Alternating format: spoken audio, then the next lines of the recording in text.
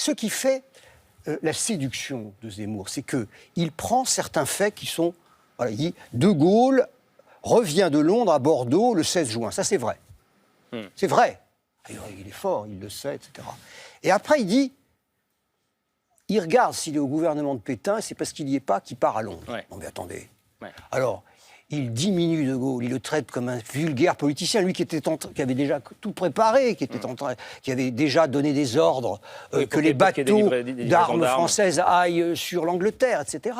Je ne suis pas sûre que ça le serve idéologiquement dans sa future campagne, parce que les gens sont plutôt en France, heureusement encore, gaullistes et plus pétainistes. Écoutez, ce que je vois, c'est que c'est toujours pareil. C'est toujours pareil. Il prend je l'ai vu sur une chaîne l'autre jour, il démarre en disant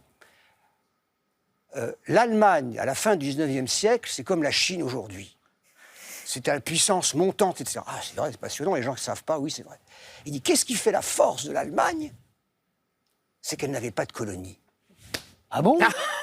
La Namibie, le Shantung en Chine, le Cameroun, le Togo, etc. Mais qu'est-ce qu'il raconte? Mais ce que vous dites, Patrick, les gens s'en foutent. Mais moi, moi, ce qui se passe, je